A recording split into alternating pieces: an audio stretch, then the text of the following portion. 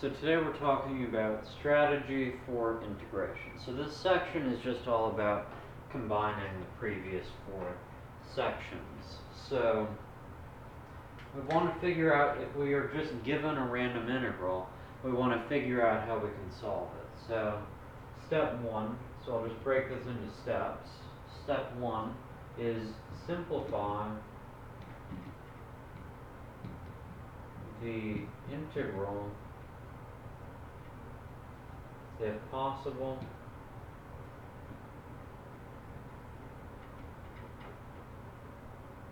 and here you'll use algebraic or trigonometric identities.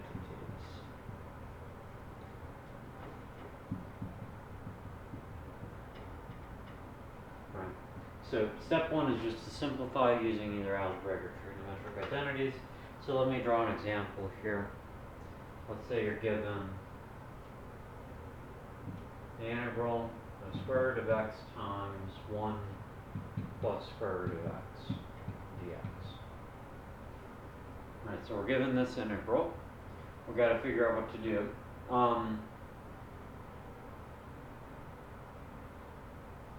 And I encourage you to pause here and think what you should actually do for this integral, but the answer here is, well, we can just distribute, right? So if we distribute, we're going to get this is equal to the integral of square root of x plus x dx, and then we can just solve this from here, right? So this is just simplifying it algebraically by distributing the square root of x. Alternatively, let's say they give you the integral of tangent theta over secant squared theta d theta, then we just want to simplify this, right? So one way of simplifying it oftentimes is just to rewrite everything in terms of sine and cosine. So if we do that, we got the integral of sine theta over cosine theta over this bottom secant is 1 over cosine, so this is 1 over cosine theta squared d theta. Right, and then you just, well, we need to simplify this, so we want to get rid of the little fractions instead of the big fraction. So you can think about what should I multiply both sides by. You multiply both sides by cosine squared theta, and if you do that, you get integral of sine theta cosine squared theta over cosine theta d theta, which is going to be the same thing as the integral of sine theta cosine theta d theta, and from here you can solve this just by using u substitution. So you can do u substitution here, or you can say, well, actually we could rewrite sine theta cosine theta is actually the same thing as the integral of 1/2 sine of 2 theta. Remember, because sine of 2 theta was the same thing as 2 times sine theta cosine theta. So you can rewrite this and then use substitution there. But you don't have to do this step, so I'll just X this out, because you don't have to do that. You can just from here say, use u substitution, and you can solve the problem from there. Okay, and let's just go through one more example. So we're just given random integrals and we just want to simplify them as much as possible. Let's say we have sine x plus cosine x squared dx. Let's say we're given this. And we want to simplify this, so what we'll do is just FOIL this out. So let's say that this is the same thing as, right? So this is sine x plus cosine x times sine x plus cosine x. If you just use the FOIL method, then sine x times sine x, that's sine squared x, plus sine x times cosine x plus sine x times cosine x. So it's plus 2 sine x cosine x plus, and then cosine x times itself is cosine squared x dx. Right. And then you can think about, well, what identity can we use here? And hopefully just immediately thought of, well, pause the video here. try to think of what you can come up with, but we have sine squared and we have cosine squared, so just immediately you can say, well, sine squared plus cosine squared, that's 1. So this is the same thing as 1 plus 2 sine x cosine x dx. And here we can say, well, 2 sine x cosine x, that's the same thing as sine of 2x, but we don't have to do that, right? We can just solve this using u substitution. Same thing as before. This is the integral of 1 dx plus 2 times the integral of sine x cosine x dx. And again, we can use u substitution to solve this. Right, so we're just given these random expressions. Our first step is always to try to simplify them, either using algebra or trigonometry. Okay. Let's talk about what our second step should be. So step 2 is going to be to check for possible u substitution. So you can ask the question, is one part of the integral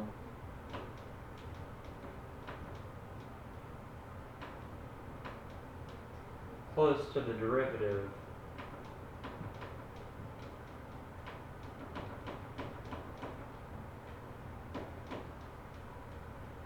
of another part?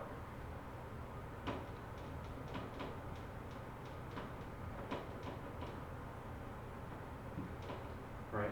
So what you're saying there is, well, if you've got some expression and you see some form of its derivative in the integral as well, then that's a clue that you might need to use u substitution.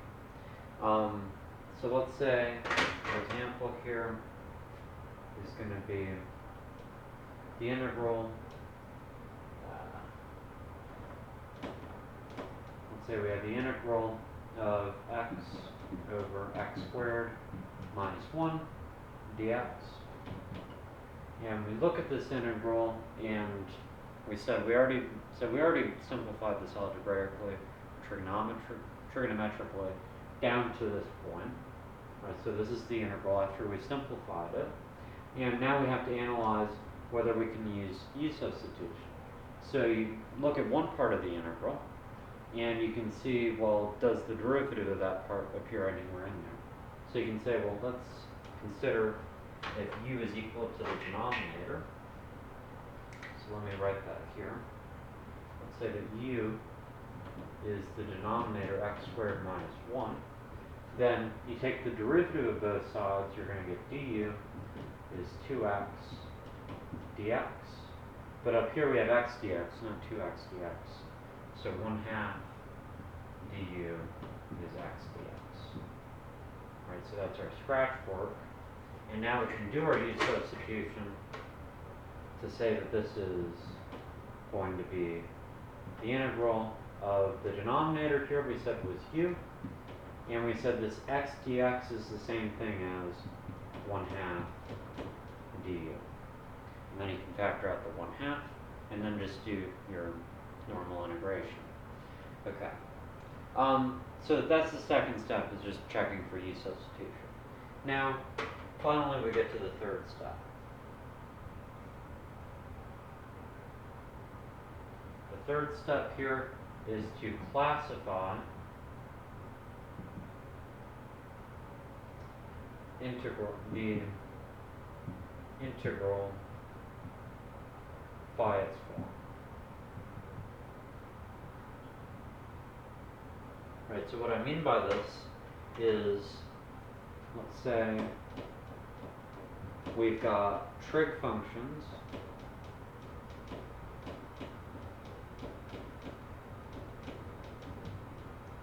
then probably what we're going to have to do is try techniques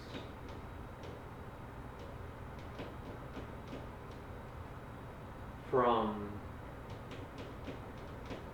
7.2, which was trigonometric intervals.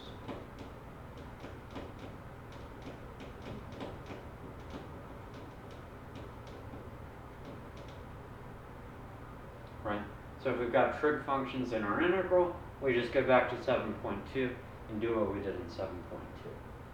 Let's say we have rational functions.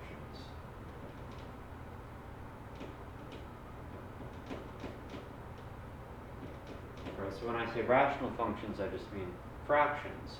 Then one thing we might be able to do is to try partial fraction decomposition, which was in section 7.4. Right. The next thing to say is, well, maybe we have a product of functions.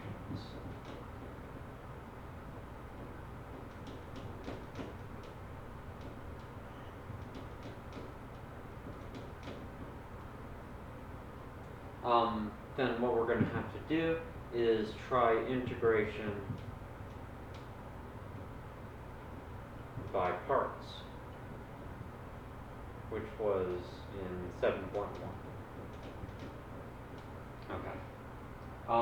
So remember for this, whenever we're doing integration by parts, we need to recall our acronym, LIPET. Right, that was our acronym to figure out what u should be equal to in our integration by parts. And I'll say here that this is especially useful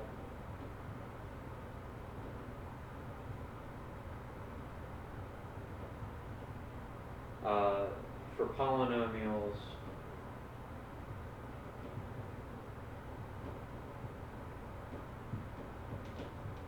times transcendental functions.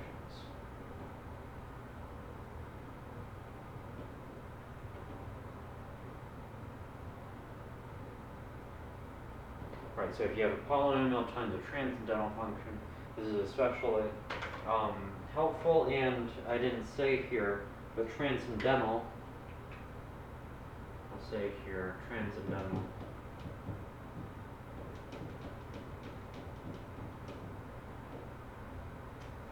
means something that's exponential, trig, or log functions.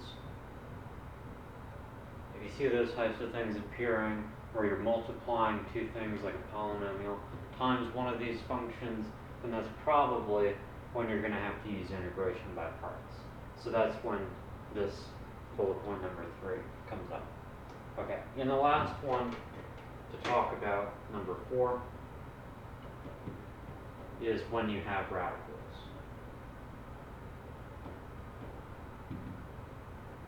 So here, use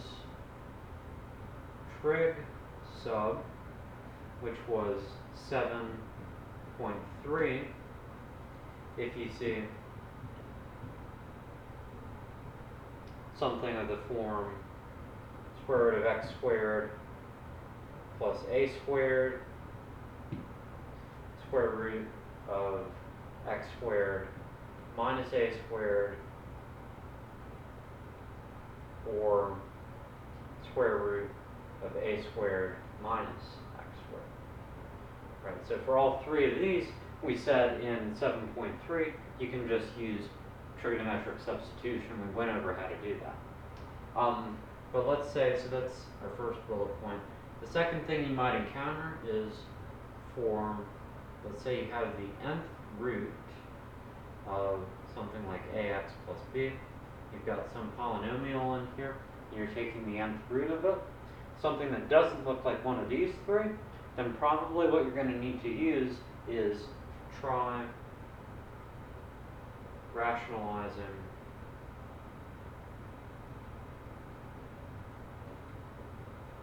substitutions,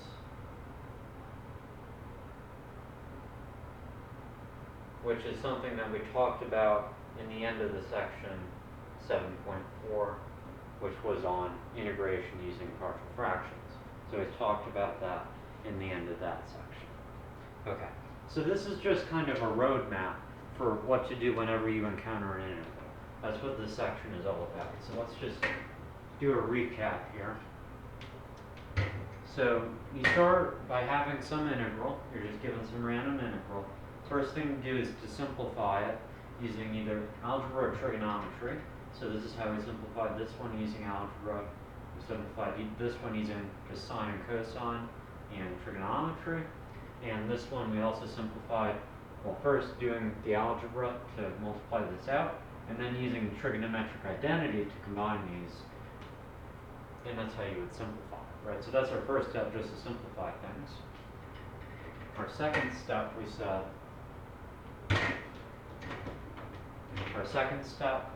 was to check for u substitution. So if you see some part of the function and also a version of its derivative appearing there as well, then you're probably going to need to use u substitution. So that's this part here. And after you check for u substitution, let's say you already did the u substitution or the u substitution didn't work, then the last part here is to classify what you actually have, what type of integral you have. So you check if you have trigonometric functions, in which case you're probably going to be using techniques from 7.2. If you have rational functions, you're probably going to be using 7.4 techniques. If you have a product of functions, that's probably what we did way back in 7.1. And the last part here is if you have radicals, that's probably, well, if you have this type of radical, that's going to be 7.3 trig sub. And if you have this type of radical, that's when you use 7.4 rationalizing substitution.